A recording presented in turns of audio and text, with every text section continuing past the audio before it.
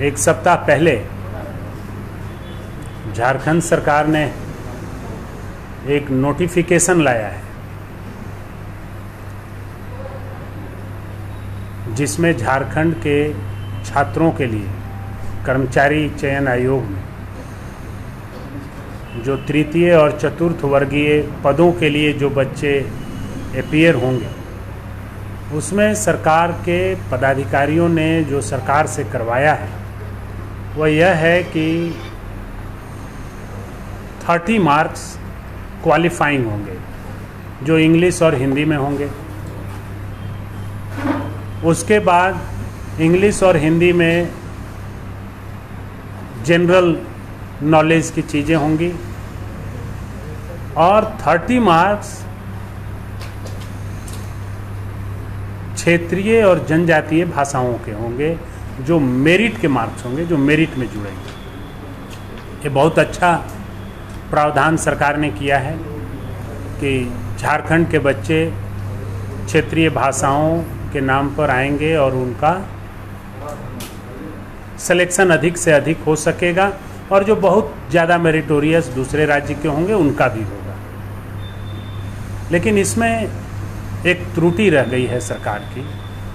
16 जिले ऐसे हैं जो इन जो 12 भाषाएं जो ली गई हैं, इन 12 भाषा में किसी भाषा के बारे में न लोग समझते हैं, न लिखते हैं, न पढ़ते हैं। 16 जिलों के बहुत सारे लोग ऐसे हैं कि जो इन 12 भाषाओं में लिख पढ़ नहीं पाएंगे, न समझ पाएंगे। तो होगा यही कि वो दूसरे राज्यों की तरह वंचित रह जाएंगे अपने ही राज्य में नौकरी पाने के लिए। मैं आपको उदाहरण के तौर पर बताता हूँ कि आप उठाइए गढ़वा जिला, पलामू जिला, लातेहार जिला, कुछ चतरा जिला, कोडरमा जिला, गिरिडीह का कुछ भाग, धनबाद जिला, बोकारो का कुछ भाग, जमशेदपुर और रांची का कुछ भाग। इन जिलों में बहुत सारे ऐसे लोग हैं जो इन भाषाओं को नहीं जानते। उनकी जो बोलचाल की भाषा है, जो घरेलू भाषा है, वो मगही में है या भोजपुरी में है या मगही भोजपुरी मिक्स है। उसी तरह गोड्डा जिला, देवघर जिला, साहेबगंज जिला, पाकुड़ जिला, जामताड़ा और कुछ भाग दुमका, इसमें संथाली और बंगाली तो लोग बोलते हैं और उन दोनों भाषाओं को समझ जाएंगे।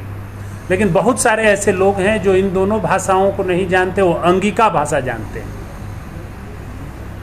तो अंगिका भाषा जानने वाले लोग, वो जो संथाली और बंगाली नहीं जानते, वो अपने ही राज्य में अपने अधिकारों से वंचित रह जाएंगे। तो उन अंगिका और थोड़े भाग में बहुत सारे लोग ऐसे हैं जो मैथिली बोलते हैं, तो वो भी इससे वंचित रह जाएंगे। हमें अपने लोगों को देने के लिए राज्य सरकार अपने लोगों को नौकरी मिले, हमारे राज्य के लोगों को नौकरी मिले, इसके लिए हम लोग नियम अन्य राज्यों की तरह बना रहे हैं जो पिछली सरकार ने नहीं किया था। ये तारीफ़े काबिल है। लेकिन इसके साथ ही हमें लगता है कि 30% से 35-40% लोग ऐसे हैं जो इन 4 भाषाओं के में उनकी मातृभाषा है और वो संवाद करते हैं, झारखंड के रहने वाले लोग। तो इन 4 भाषाओं को सरकार को इस अमेंडमेंट में जोड़ना नितांत आवश्यक है, नहीं तो हमारे ही राज्य के एक बहुसंख्य आबादी इस राज्य में नौकरी पाने से वंचित रह जाएगी। हमने जैसे ही इसका प्रारंभ हुआ था, मैंने माननीय मुख्यमंत्री जी को पत्र लिख करके भेजा था, लेकिन हमें लगता है कि अधिकारियों ने उनके संज्ञान में नहीं लाया या उनके संज्ञान में नहीं आया। यह बहुत ही महत्वपूर्ण विषय है झारखंड राज्य के लिए और झारखंड राज्य के लोगों के लिए, क्योंकि अब इन क्षेत्रीय भाषाओं में, उड़िया में, बंगाली में, तो जो उड़ीसा और बंगाल के बॉर्डर से जुड़े हुए ज़िले हैं उन्हीं ज़िलों के लोग जानते हैं।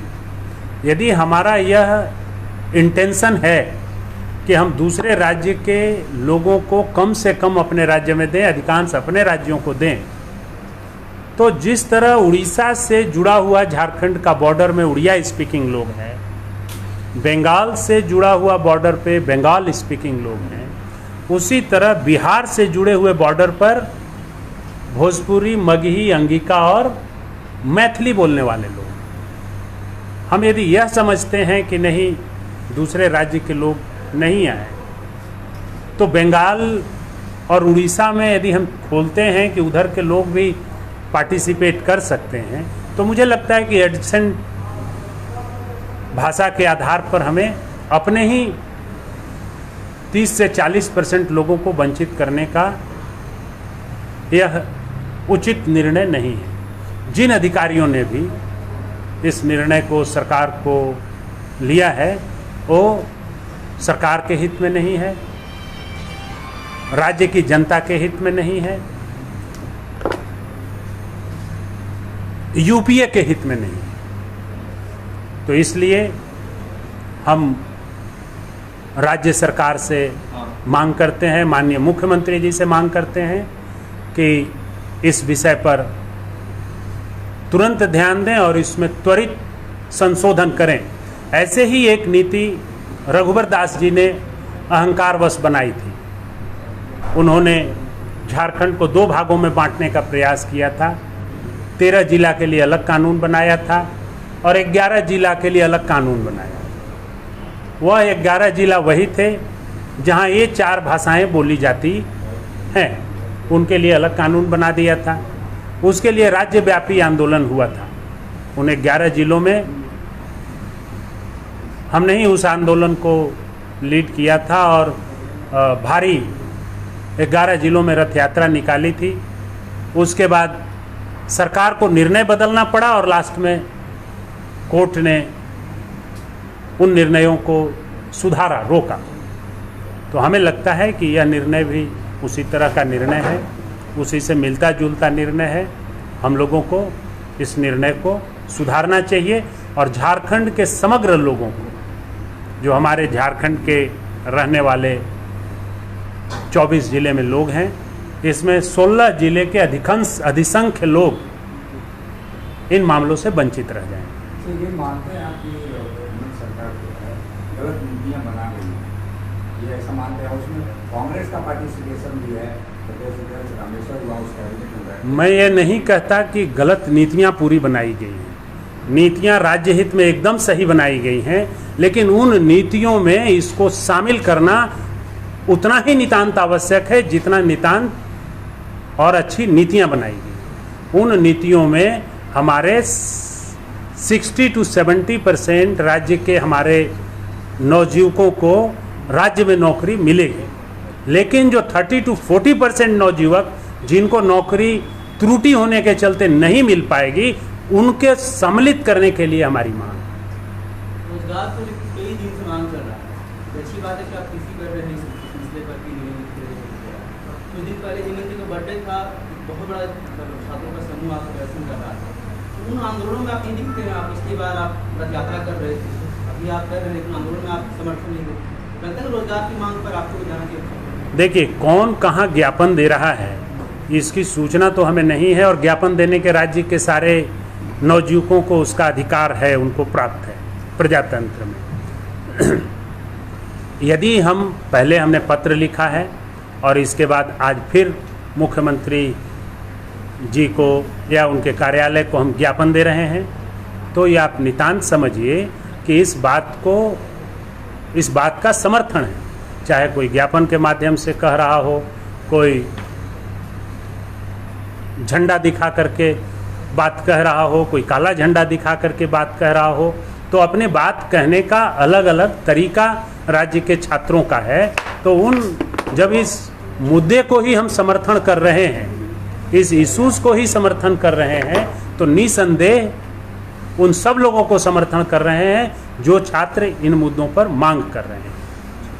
आप जो इस चीज को आप जो गवर्नमेंट के सामने रख रहे हैं, तो कांग्रेस के फोरम पे अगर सारे लोग आप लोग एक साथ करेंगे तो उसमें क्या दिक्कत? कांग्रेस इस पर विचार करेगी। हम कांग्रेस के सदस्य हैं, अखिल भारतीय कांग्रेस कमेटी के सदस्य हैं, AICC मेंबर हैं, जो झारखंड में कुछ ही लोग हैं। जब मेरे विचार में यह बात है और हमने इस बात को उठाया है, तो कांग्रेस के फोरम पर चर्चा होगी और कांग्रेस इस पर निर्णय लेगी। पहले भी आपको याद होगा कि 2014 और 19 के सरकार में,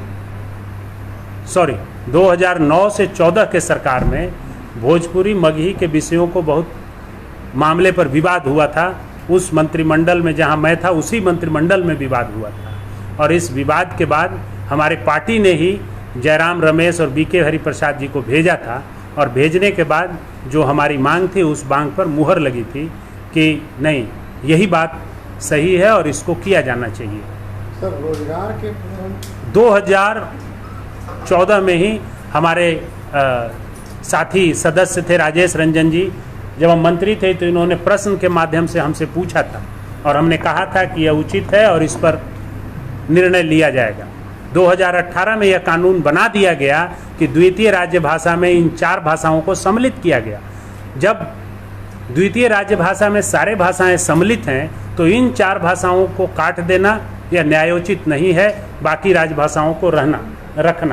तो 2018 में जब द्वितीय राज्य भाषा में इन 4 राजभाषाओं को सम्मिलित किया गया, तो अब इस राज्य को और राज्य सरकार को इन 4 भाषाओं को काटना यह उचित और न्यायोचित नहीं। जी, 2 सवाल है। पहला तो ये कि क्या पार्टी फोरम पर आप इस चीज को रखेंगे, प्रदेश अध्यक्ष से भी बात करेंगे, और दूसरा, जब 13/11 का मामला था तो वर्ती सरकार में आपने जबरदस्त तरीके से प्रोटेस्ट किया था, क्या इसी तरीके का फिर से प्रोटेस्ट होगा अगर सरकार ने सुनती है आपको? पहले हम कैबिनेट के सारे सदस्यों से मिलेंगे, अपने 10 मंत्री और माननीय मुख्यमंत्री से मिलेंगे, उनको इस विषय पर समझाने का प्रयास करेंगे। मुझे लगता है कि सब लोग समझेंगे इन बातों को। इसके बाद सत्ता पक्ष के सारे विधायकों से मिलेंगे, उनको इस मामले पर कॉन्फिडेंस लेंगे।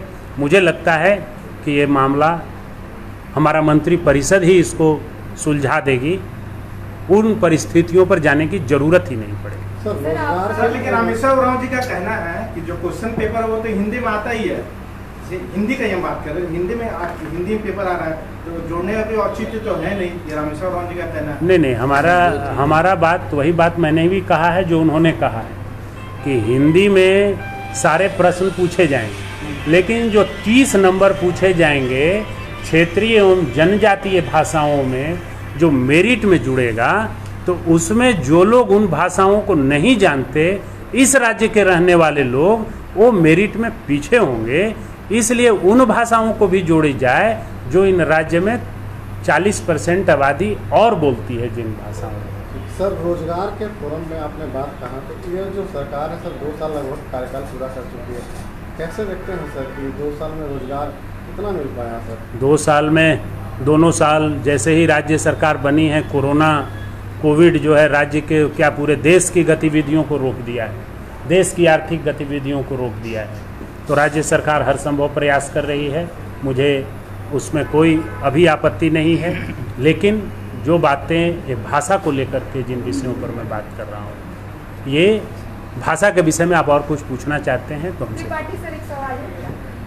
एक मुद्दा आपसे मिस हो गया, आप राज्य सरकार के सामने बहुत सारे रोजगार वगैरह के मुद्दे रखे हैं। सवाल ये है कि हमारे झारखंड के जितने भी क्रांतिकारी थे जो शहीद हो गए, उनका परिवार आज भी कहीं ना कहीं नियुक्ति पत्र लेके भी बेरोजगार और त्राही कर रहा है। इस मुद्दे को शायद आप नहीं रखेंगे। हम रखेंगे, लेकिन आज का मुद्दा तो भाषा का मुद्दा है, रोजगार का मुद्दा, हमारे क्रांतिकारी लोगों का मुद्दा, इन मुद्दों को भी हम लोग लेंगे।